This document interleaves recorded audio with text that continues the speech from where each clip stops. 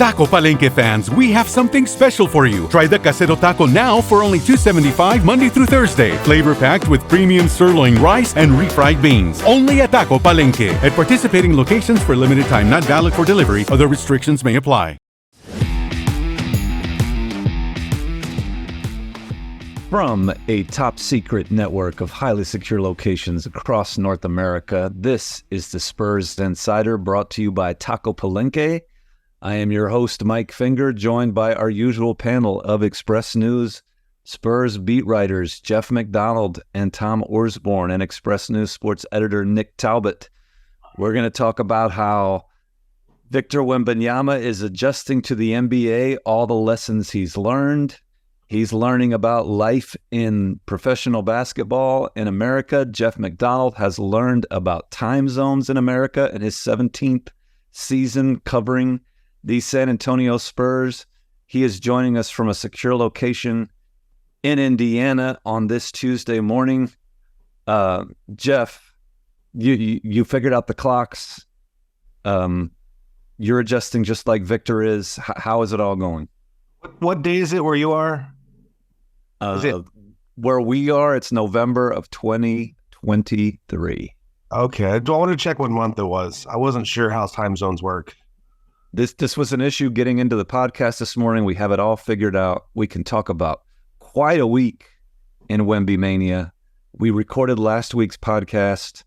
Unfortunately, probably the worst possible day to capitalize on the momentum of Wemby's national TV coming out party, which was quite a sight and scene to behold. Where do we even start this week to recap what we've just seen from the up and down, all over the map local cagers? It's insane. Okay, so I covered the last two road games I've covered because Tom Orsborn covered the two games in Phoenix. The last two road games I've covered for the Wemby Mania Spurs, they've lost by 40 points, both of them. Yeah. So this is all your fault. I don't want to put this out there, but I guess I'm going to. I still have not covered a Victor Wembanyama regular season victory. All three of the Spurs victories were, Tom Orsborn at the wheel. I missed the victory over Houston for some family stuff, and then he was on the Phoenix trip where they won the two games. So I'm the bad luck charm. Everyone wants to hear it. You know, if the Spurs fans really want to know what's going on, I'm the bad luck charm. It's my fault. Hi, it's me. I'm the problem. It's me. It's good, though, for the podcast because we have two very different, I've been around for most of them. So last night was the first one I missed, Indiana. But we have two very different impressions of the local cagers from the two beat writers because they've seen two very, very different teams. And so this should all balance out. Like I'm going to go to Tom now, and he can talk about those two games in Phoenix where I sat beside him and we soaked all this in. It was like people were coming up to Tom and I after the game, the Washington Post, the Athletic, the ESPN, telling us, you guys are going to be working until June. Yeah. Tom, go ahead. One season columnist was saying that, if I remember correctly, you guys are going to be working till June, or we're going to be working till June. Something along those lines. But that seems a bit much. They're probably not quite as good as that team that we saw in Phoenix at the Footprint Center, right down the street from the World Series. And I don't think they're as bad as the team that Jeff has seen in downtown Indianapolis and the one we saw in LA before this started. But I think if we're just going to put this all in perspective, this is sort of expected. Young teams are up and down, maybe not this up and down, where you're knocking off Kevin Durant and the title contending Phoenix Suns one night and getting blowed out by 40 on two other nights in the first week and a half or 2 weeks. But we expect it to be up and down, right? Yeah, I expect it up and down. The 40-point losses are a bit much, though. I mean, is that just the modern NBA? Like, you can get beat by that much, or what? Like that's losing by 40 is something else. And I guess in Indy they just got bombed from the 3-point line again. And I guess that's also how Toronto came back on them at the Frost. Was they just got bombed from 3-point land, and I don't know what that is. It's kind of as much as Victor is a sight to behold sometimes in a positive way, just watching the Spurs get ruined from the beyond the arc is a sight to behold. I mean, against Toronto, they had two guys, Scotty Barnes and OG, set career highs in 3-point makes against them. And then last night against Indiana, those guys hit 23-pointers and set a franchise record in scoring. So it's just hard to reconcile that team, the one that won 2 games in Phoenix and was blowing the doors off Toronto at halftime the other night. And yeah, I had someone come to me at halftime of the Toronto game back at home and say, "Well, wow, these guys they might actually be pretty good." I was like, "Well, I don't know. It depends on what you mean by pretty good." I said, "I still don't think they're going to make the playoffs." And he was like, "Well, they'll be 500 at least." And like at the time, it didn't seem ridiculous. The Spurs are up 27 and on their way to the 3rd straight victory. But no, they're not going to be 500. Like they're not. They're too up and down. So like I don't think 500 is 0%. Right. But that's like the 98 percentile of this team. Like the range of possible outcomes is 500. Like that's if everything goes perfectly right. Like to the caveats to the game that happened on Monday night. I know this podcast is reaching your earbuds and your digital players on a Wednesday, as it always does. Every week this season, you'll be getting your Spurs Insider podcast on a Wednesday. The caveats to the Monday blowout are it was their first back-to-back. They were at a rest disadvantage, which happens a lot in the NBA, but that happened. They were playing without Devin Vassell, who is probably their best player, most best experienced player. And I guess those are the two. Those two should not add up to a 40-point loss. Obviously. I think the third one, Mike, is that Indiana's pretty good. They've got some really good young talent. Let's not go over the top. I don't know. Indiana is a middle tier Eastern Conference team that should not be beating anybody by 40 points. Yeah, they've got some good young players. Miles. Everyone in the league has good young players, except for, well, I think everybody does. Let's not make excuses. But Tom, what you just made 2 excuses though. Everyone else's excuses are bulk, but yours are solid asterisks. My point was those are the 2 things that the host of this podcast were sort of unusual. But those I immediately followed it by saying that those 2 things should not add up to a 40-point loss. This team should not be losing. No, you're that right. badly. You're right. But what did you go ahead? I think as a result of those 2 40-point losses, plus what happened in Toronto, they're either last or near the bottom right now in opponents' 3-point field goal percentage, opponents' 3-point attempts, defensive rating, points allowed. And this is just the opposite of what they were hoping for, coming out of camp and preseason when they put such an emphasis on defense. And it, just kind of emphasizes that Wemby's shot blocking isn't the only thing. They're still lacking in those areas. It's not a panacea, if you will. Yeah, it's not a panacea. People are going to find ways to attack them and exploit their defensive weaknesses, around Wemby. It's like, they're all scared. You see Paul George going on there. He's like in his podcast and going off on how Wemby's too long. He didn't know how to play him. Russell Westbrook got scared and all this stuff. But really, teams are just figuring out how to, play around Wemby. I mean, that's the game plan, is because the rest of the team isn't very good defensively, wasn't good defensively last year, and hasn't seemed to make strides. So they're just getting bombed from 3-point land. Hey, maybe his arms can't reach out here. And it's worked for Toronto, worked for Indiana, and, Tyrese Halliburton is pretty good. I mean, to Tom's point, that guy's really good. Even Jeff put in his takeaways from last night, what could have been. Although what could have been if they had drafted Tyrese Halliburton instead of Vassell is they would have got Wemby, because they would have probably won a few too many games. But that's a good point. Yeah, let's. I mean, that's the what ifs, because then you don't get DeJounte Murray. You probably don't take DeJounte Murray, and you end up with Tyrese and DeJounte in the backcourt, and you're a middling team. And you're probably not as good off as where you are. But we're not talking about what ifs right now. We're talking about why they can't guard defensively, which is they just can't. They haven't got any better. A lot of these guys haven't got better defensively, especially when Devin's not on the court. To me, that's the big. I mean, Mike said he's the best player on the team. I don't think Wembanyama's great, but Devin seems to be the cog that makes this work this year. He has improved a lot. And without him, they can't miss a piece. They're not deep enough to miss any pieces like Devin. I think that's part of the problem. It was part of the problem last year. They got injuries, and when anyone was out, they would just fall apart. And it's still the case this year. Yes. I'm not sure long-term Tyrese Halliburton is, though. Like, I don't think the Spurs would do that pick over again. Just for the record, I know that's not what this week's podcast is about. It could be about anything I want. Let's talk about it. I don't know. It's an interesting thought experiment because, like Nick was saying, you can't just look at the roster now and say, well, let's swap out Halliburton for Vassell and everything else is the same. But if you could, like, he's the piece you're missing. I think, like, you're trying to force Jeremy Sohan to be your point guard. What if Tyrese Halliburton was your point guard? Leads the league in assists, averaging 24 points. Yeah.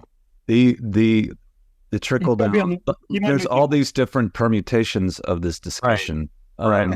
Because the other thing is you're not building to a team to win in 23, 24. You're building it for the long term. So would you rather have Halliburton and like we said before, they wouldn't have Wemby with Halliburton. But obviously you don't. But let's just say you did. Let's just say you had Halliburton and be cooler. You lucked into the lottery or the Victor Wembanyama lottery last year and got him anyway. Well, with Vassell, you can go get another point guard next year and they still think Devin Vassell can be an elite wing, elite two guard. So if you have Halliburton as your point guard, you might not necessarily have that guy, that Vassell type player. With Vassell, you can go maybe draft a point guard this next year in the top 10 or go sign one. So there's different ways that it can come together. I guess my point is it's not an utter disaster that they took Vassell instead of Halliburton. No, I was saying that works out. Vassell's a very good player. Like, if you look at all the people that passed on Halliburton, because, I mean, we had this podcast, and I'm going to probably talk more here because I was huge on Halliburton before the draft and yelling at every team that didn't take him 4 through 11 or 4 through 12. You want a team that surely should have taken the Bulls, should have taken him at 4. What a disaster they are without a point guard. But, you look at it, and Vassell's probably maybe the best player that you could have gotten besides him. So, it did turn out horrible. Or a disaster that they took him, because Vassell's a very good player, and there were a lot worse players that were taken before him. But Halliburton's the better player and will be the better player, and you probably could have gone off and signed a wing too. So, it's a lot of if, coulda, shoulda, wouldas. And, the best way to build this team was to get Wemby, and that's what happened for him. And so that's just the way it is. I mean, and there's no debating that Wemby's the best solution forward. I love me some Devin Vassell. Like, I'm so high on Devin Vassell. I love his game. I love his future. I love where he is now. If he can stay on the floor, was not a bad pick at all. It was a great pick. I'm just saying, if there's some magic world where they could swap out Halliburton for Devin right now, I think they do that. But there's not that magic world, and so this is the roster they have. But they did a good job with that pick anyway. I think the reason it's always going to be an issue is because it was the pick right after the Spurs took Vassell is at 11. The Kings took Halliburton at 12. There's on the draft board, they're right next to each other for eternity. And I think that's why that comparison is always going to come up. It's almost like if the Spurs had passed on him at 8, you almost wouldn't think about it as much. But because he's right there, that's the comparison that's always made, Vassell and Halliburton. It also drives home that I'm not saying that the Spurs did this, but you don't draft for need or for position in the NBA draft, because what was the thinking at the time is, do they need another point guard? They already had Derek White and DeJounte Murray. Yeah, they were having trouble figuring out a starting lineup with the guys they had. They didn't know who their starting point guard was, and the third one would have been just another issue there. And now they don't have any. Trey Jones is, like we've said over and over and over, a very solid guy to have on your team, adequate backup. Jeremy Sohan, the experiment, there's been, I guess we can get into that. There's been some fits and starts of improvement over the past week or so. He played a really nice game, that second game in Phoenix, where I think he might have had one turnover. For a long time he had none. Yeah. He was excellent. Played really well against Devin Booker, much to Devin Booker's chagrin.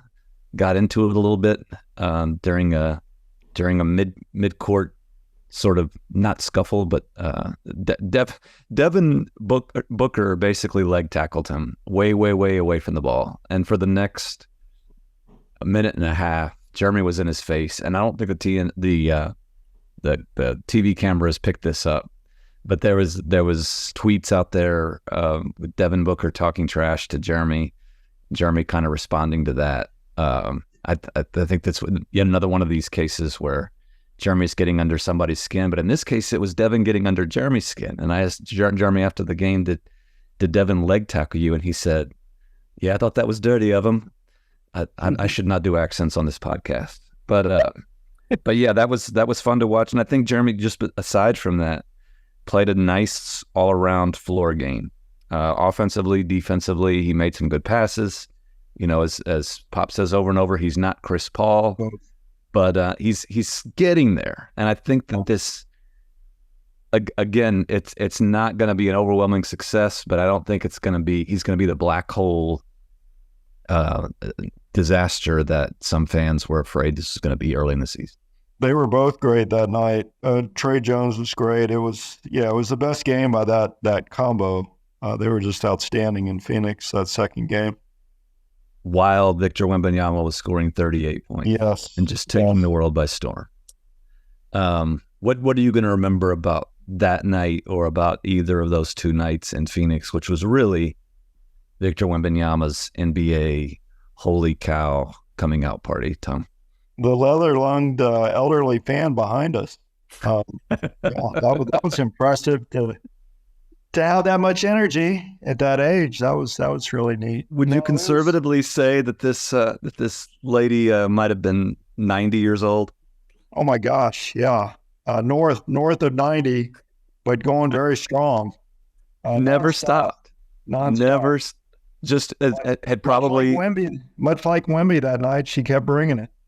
Yes, and I would say, Wemby's 38-point stat line was impressive, but I would say over her 90 years, she probably averaged 38 Marlboros a day, wouldn't you think? Just from the sound of that raspy, nonstop, shrill voice, just a testament to good living. I think up there in Phoenix. I forgot to tell you people that I sent my grandma to Phoenix to punk you. No, Victor's fourth quarter was incredible. Scoring that, they go on a 12-0 run. He scores 10 of those points. There's no hesitation at all. And it's just, you look at the 7'3" and his incredible height, but it's that there's no shyness in him whatsoever. I mean, he's determined, decisive in those clutch moments. He wants the ball. And he produces. That's what stood out the most for me, Mike. While we're talking about his not shying away from things, he's now got like a game to bounce back from. Like, he was not good against the Pacers, offensively at least. 3 of 12. It was the worst shooting of his young NBA career. So moving on to New York, we're going to see, if he can rebound under the bright lights of Madison Square Garden, which I assume he will. He's just responded to every challenge so far, but it was kind of, I'm guess nice, and nice isn't the word. It wasn't nice for Spurs fans, but just for people that, it was nice to see him look human, like he actually can have a bad game against the Pacers, because he just was out of sorts. He didn't really get a lot of good looks. He was, like I mentioned, 3 of 12, and one of them was like a 3-point from darn near the logo at midcourt. That was incredible. Yeah. They're not getting the lobs in the last 2 games that they were in Phoenix. I don't know if that says something about their opponents or says something about Phoenix, but they're not getting him those just like easy. Some of those against Phoenix, it just looked so easy at times.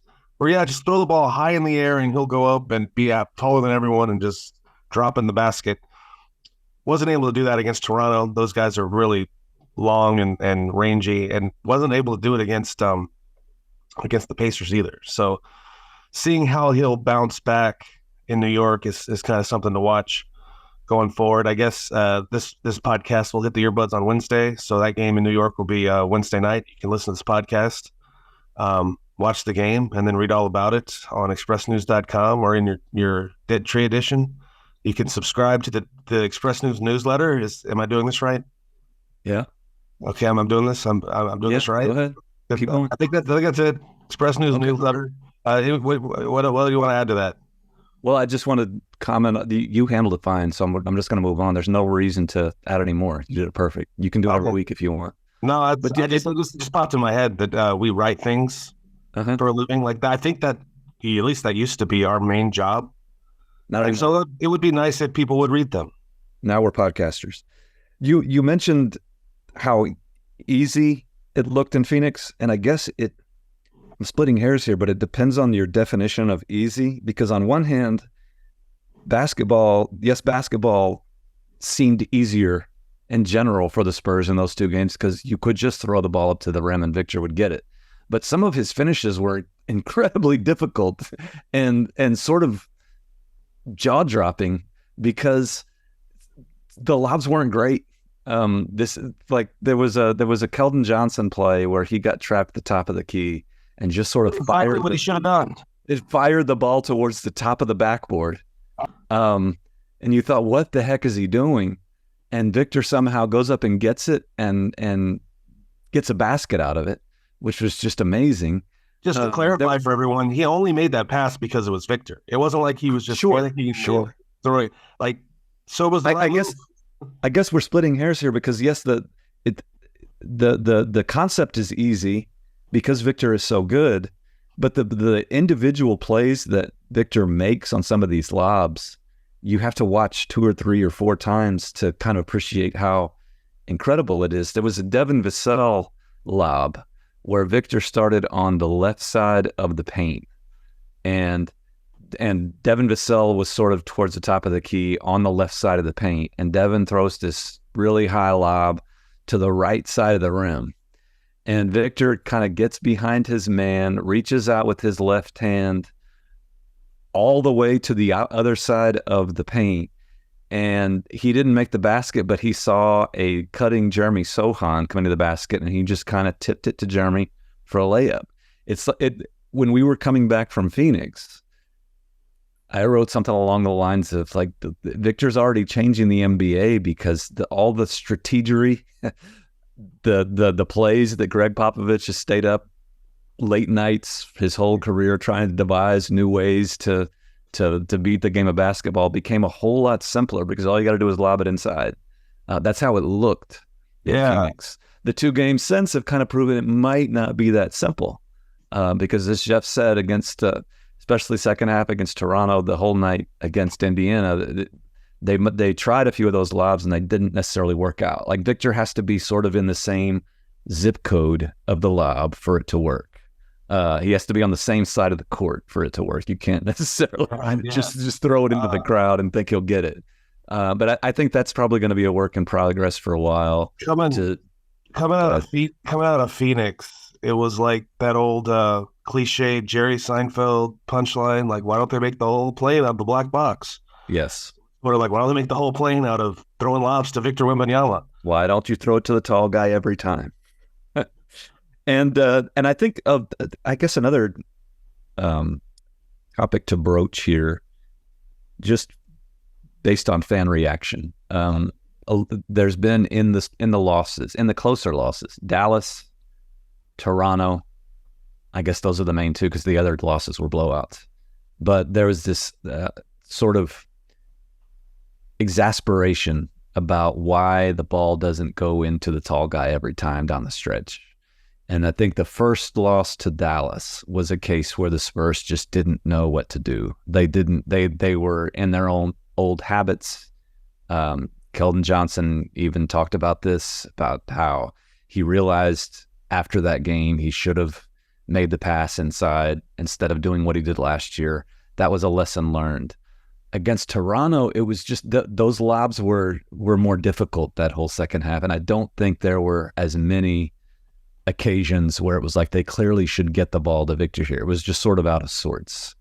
So and also after that Toronto game, this is sort of a testament to Victor too. I asked Victor, did you feel like there were times in the fourth quarter when you were open and didn't get the ball? And he stridently said no. Like he is going way out of his way to avoid throwing any teammates under the bus.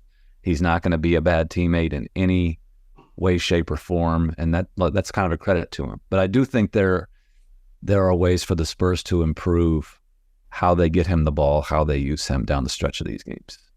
I meant to tell you guys this. I don't know that our viewers and listeners care, but last night after the game in Indiana, and you guys will know how unprecedented this is. I had a nice one-on-one chat with Mr. Wembanyama in the locker room at his locker. This sort of blew me away when you mentioned this last night, because the common thread of all these Spurs games is that just the media circus never leaves.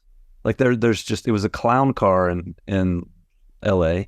Phoenix, there were tons of people. SA, there's always tons of people. But Jeff McDonald, in game, 7 of the season, 8, had the one-on-one because no one else was around. It's pretty much been, it's pretty much been a standard practice for the Spurs for obvious reasons that they got to bring players to the post-game podium. That's an NBA mandate, and it made a lot of sense everywhere, every game, for that one of those players to be Victor Wembanyama. So he's doing all this stuff on the podium with a group. They decided to give him the night off from that last night, and so I talked to him in his locker. I didn't have a long chat. The bus was leaving at 10, and I didn't get in there. They didn't let me in there until 9:56. But I appreciated the being let in there to chat with the young man. Mostly talked to him about going to New York. He's really excited about that. LA was, he said LA was nice. Not nice, but LA was, that's a bucket list item for basketball players to play a game at that place. But it's not so much Madison Square Garden to Victor. That was the funny part. Like I asked him if he had any. This will make Knicks fans mad probably, but I asked him if he had any memories of watching games at MSG, growing up, and he really didn't. Like he mentioned Patrick Ewing and John Starks and watching them on YouTube because that's the last time the Knicks were good, I guess. But it's more for him. It's just like this is where his NBA journey began with the draft, and he went back to landing here. Right before the draft in June, and just like the hero's welcome he received, and riding that subway and going to Yankee Stadium and throwing out the first pitch and all the hoopla. So he said New York's always going to have, a special place for him. And, I'm going to be writing that story, so you can read that at expressnews.com or in your newspaper, and it'll probably be in the Spurs Nation newsletter. Name a better city than New York. Pflugerville. Tom is dropping it. Now they're not sponsored, so we have to be careful here. Although it'd be great to get them as a sponsor. But what was the first game in Phoenix? The TNT game where Victor did play great. It was Victor's coming out party, but the hero of that night, the best player that night, the guy who changed everything, was the longest tenured current Spur, Keldon Johnson.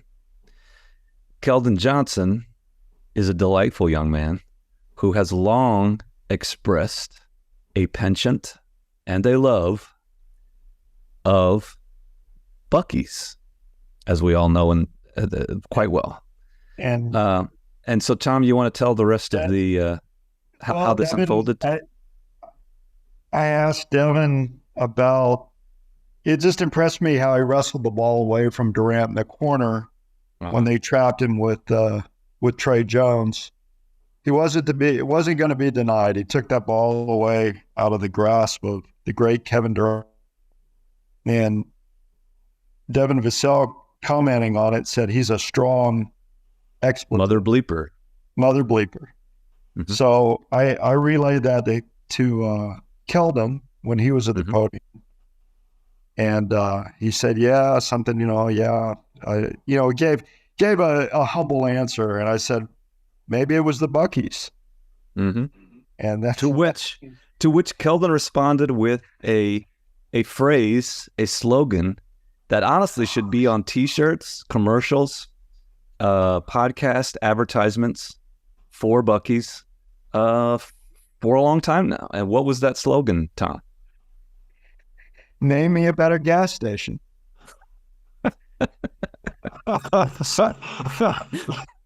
Honestly, like if Bucky's doesn't do something with this, they're name me a better gas station. They're falling down on the job. That's awesome. The problem is he just said he didn't say it on television or like in anything that could go viral. Right. See, that was out there. I think we got some endorsements coming. But we need to get Keldon. That needs to catch on. But it became this kind of a catchphrase for the rest of that trip. It was like, name me a better pregame meal than this. Name me a more convenient arena to get to from the hotel to the media entrance than the Footprint Center. I just like name me a better gas station. I was like, I don't have them ranked, man. I don't have them ranked. Name me a better gas station. Circle K at the corner of North New Braunfels and 35. I don't know. We'll see. That could become a new craze. Name me a better podcast than the one we just did. We're going to be here a while then. There are probably millions, but we'll try better. Next week, we'll talk about Wemby's trip to MSG, the opening of the in-season tournament for your Spurs, which I'm sure everyone is super excited about. The green court that's going to be unveiled this Friday. We'll get into all that next week when we see you again. Until then, take care of each other and keep it real.